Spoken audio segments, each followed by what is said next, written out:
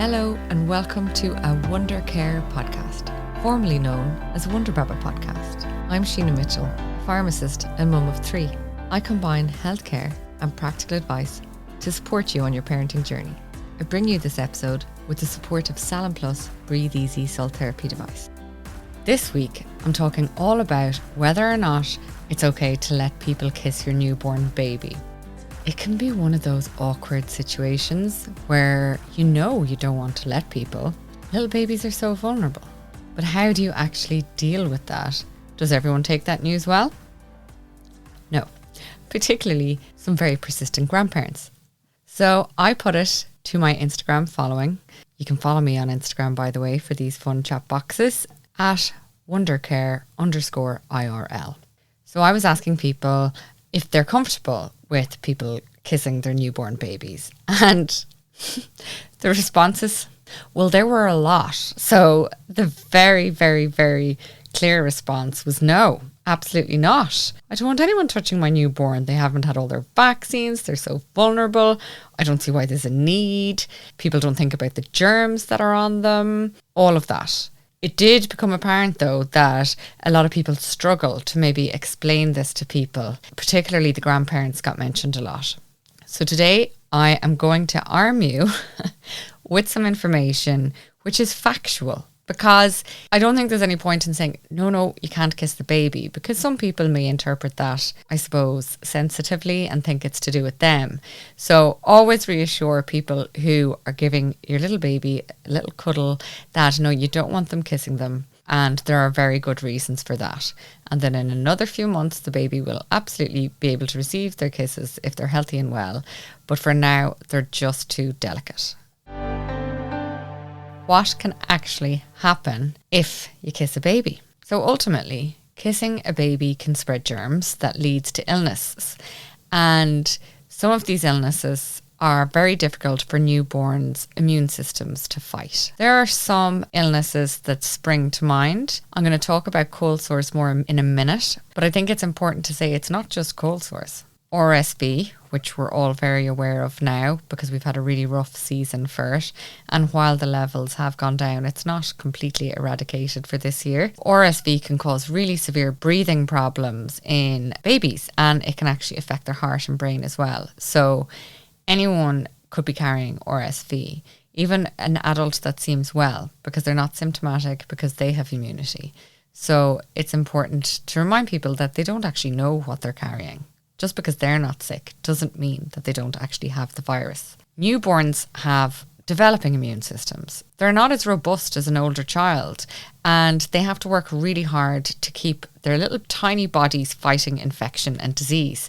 So the first few months of life, they're at their most vulnerable, so up to about 3 months of age. That alone is a reason why you don't want to even expose a baby to a cold, because just bear in mind that their immune systems are not fully functional yet. Another kind of weird thing that can happen is if you're out in a restaurant, okay, that's maybe a bit ambitious. If someone calls over with a nice lunch for you and you're there with your newborn and you're all having a sandwich or you're having something to eat, the food particles that are on that person's skin can actually cause allergies in the newborn. Even hand hygiene is really, really important. Another disease that can cause problems is hand, foot and mouth disease.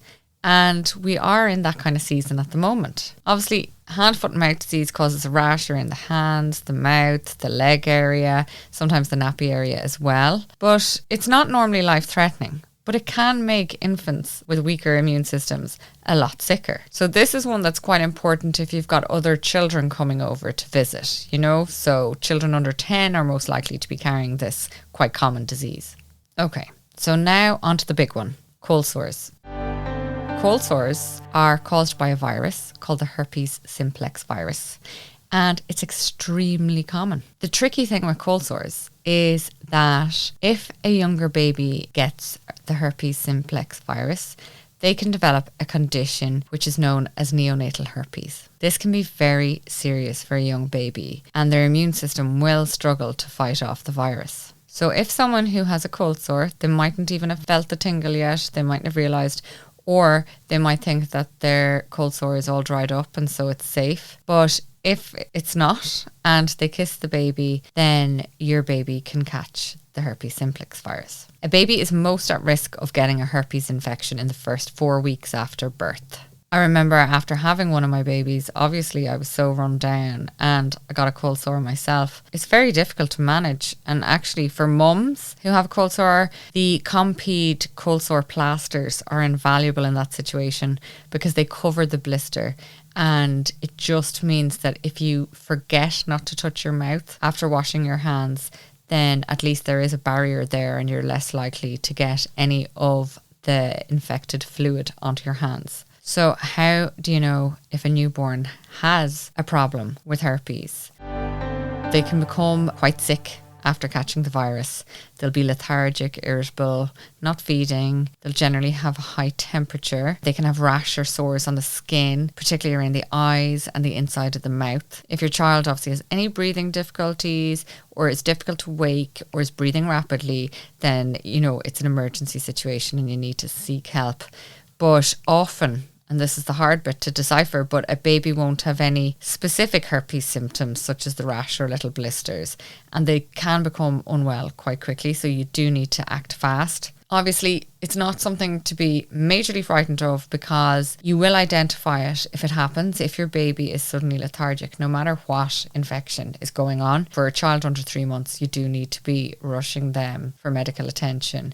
So if the fever goes over 38 degrees, you're going to have to see a doctor no matter what when they're that small because of that very, very underdeveloped immune system. They can treat neonatal herpes. It's important to say that. So it's usually by IV antiviral medicines, but it may actually be needed for several weeks. So it is difficult. It's difficult for everyone in the family. And it's not that a baby catching herpes will always end in severe illness. Sometimes they'll just have their eyes or mouth or skin affected, and most will make a complete recovery with antiviral treatment. The condition can actually spread to the baby's organs, so it can be really serious. And unfortunately, some babies do die from this, even with treatment.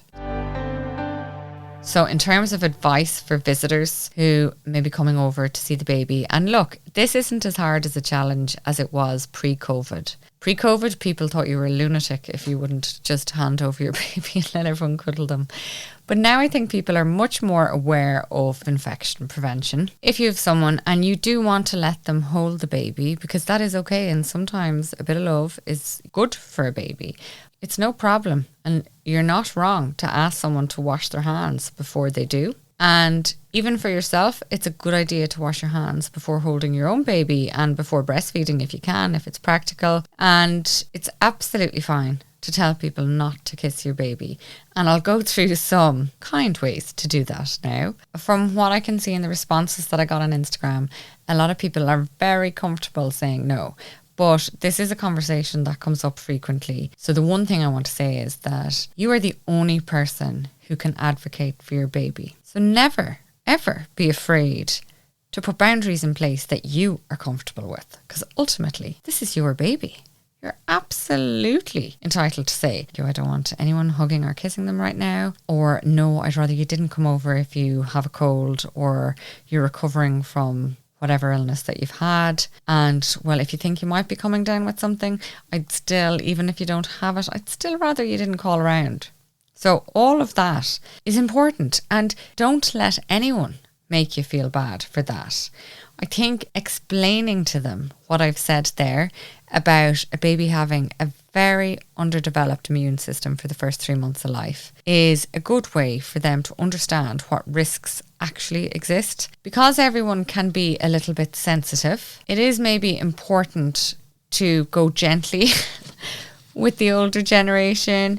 So maybe just reassure them that it's not permanent, and of course your child will be more robust and able for kisses when they're a little older. But right now, the baby's just a little bit vulnerable. Remind them that you're making the rule for a reason, and that you'd rather if they could prioritise the health of your baby over their own feelings. So that can be difficult, and you do have to remind yourself why you're sticking up for your baby, and you might ruffle some feathers amongst family and friends. But most people should be able to put hurt feelings aside to prioritise the baby. If people push your boundaries, then just remain level-headed and strong. If someone's telling you that you're being an overreactive mother, they might do that. Just remind yourself that you're in control, whether or not people agree with you or not. This is your child.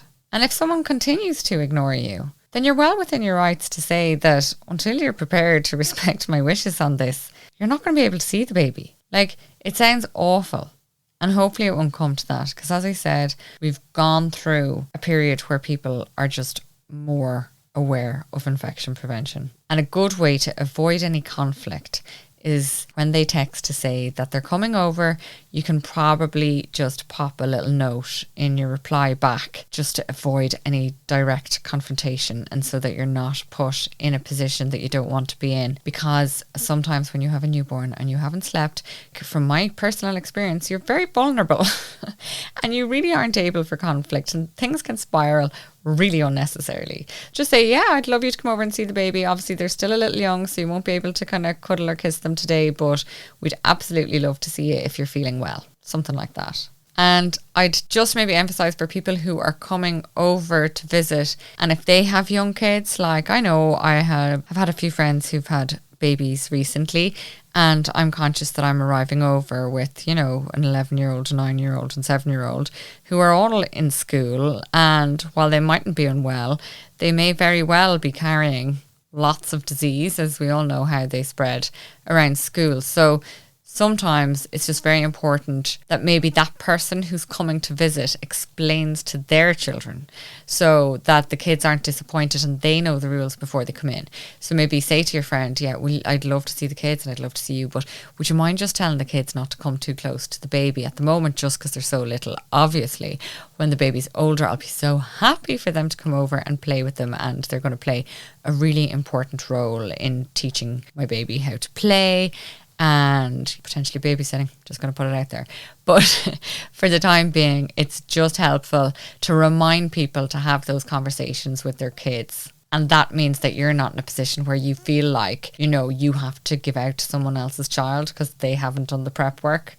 Like, that's not acceptable for you and you shouldn't have to do it. So just maybe, parents forget, and as children get older, you do forget how vulnerable babies are. So it's no harm just to have it flagged on everyone's mind. It is great to see that in the Insta messages, a lot of people are saying that they actually haven't had to say it to everyone because everyone was so aware of the risks. And the risks are high, unfortunately, when they're under 2 or 3 months of age. And there does seem to be a mix. A lot of people are saying that it causes conflict in their households. And then other people are just obviously very frustrated because they don't understand the need to kiss their newborn. And look, babies are very cute and everyone's just happy for you and everyone wants to be involved. But I think it's very fair to put firm boundaries down. If you want, you can just flick this podcast on to anyone who's coming to visit you when you have a newborn and just go, yeah, maybe listen to that. There is actual real risk associated with you kissing my baby. It's not me being dramatic. The lady on the podcast says it. Blame her. I'm happy to take the blame. Okay, enjoy your newborns. If you have found this episode helpful, I would be so grateful if you could give us a little review on Spotify or Apple or wherever you listen to your podcast. And keep an eye on my question boxes where you will get to ask questions about the upcoming topics. I absolutely love hearing from all of you. Do subscribe and follow the show to keep up to date on everything family health. Thank you.